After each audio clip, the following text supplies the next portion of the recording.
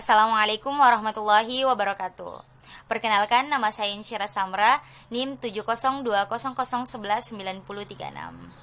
Baiklah, di sini saya akan memaparkan tentang langkah-langkah penyusunan proyeksi penduduk dan contoh proyeksi survei data kelahiran atau kematian. Langsung saja, di sini yang ada beberapa cara yang digunakan untuk memproyeksikan jumlah penduduk.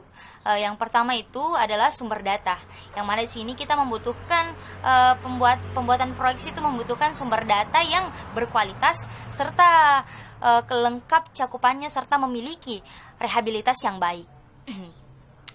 Selanjutnya itu adalah metode proyeksi, yang mana metode proyeksi ini memiliki beberapa cara untuk memproyeksikan penduduk yang akan datang.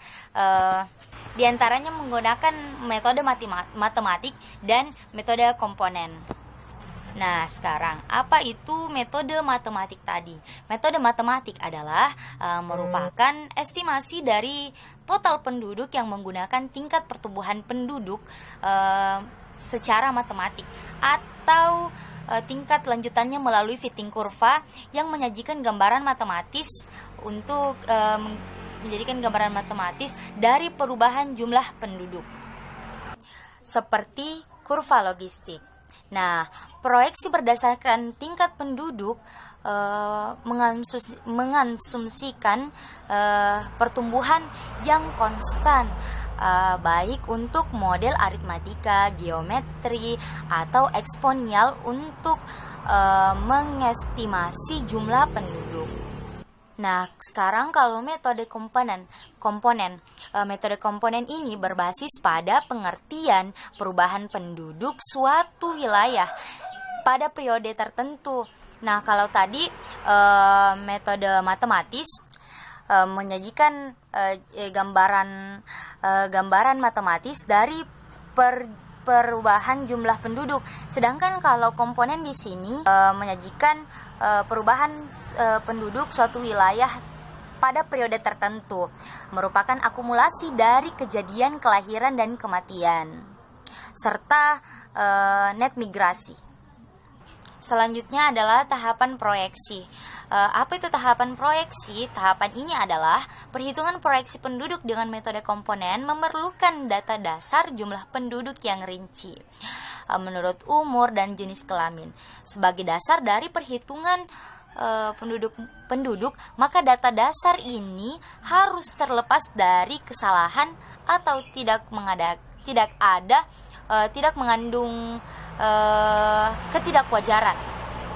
Nah, tahapan proyeksi ini pun terbagi, yaitu ada evaluasi data, yang mana data yang diperoleh dari hasil sensus atau survei biasanya masih mengandung kesalahan.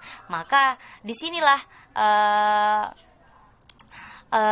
di evaluasi data dasar disinilah nanti bakalan dievaluasi kembali.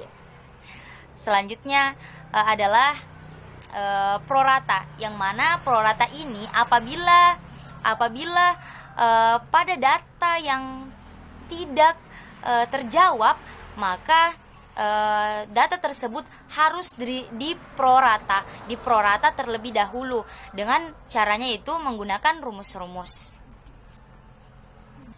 Tahapan diproyeksi lagi itu ada namanya perapihan umur, yang mana perapihan umur ini dilakukan dengan tujuan mengurangi data yang memperkecil kesalahan yang ada di dalam data.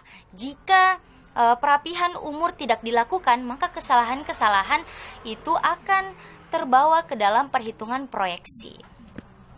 Nah, selanjutnya lagi tuh ada yang dikatakan penentuan asumsi.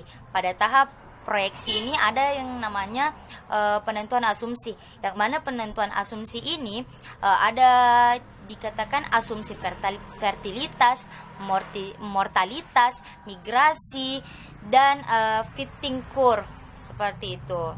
Nah, terakhir adalah dalam langkah-langkah penyusunan proyeksi itu, yang terakhir adalah ada namanya input dan output proyeksi. Nah, ini adalah langkah terakhir, yang mana penghitungan proyeksi itu menggunakan paket program komputer, yaitu ada namanya VVIV atau 55 yang dinamakan karena menggunakan kelompok umur 5 tahun dan rentan 5 tahun.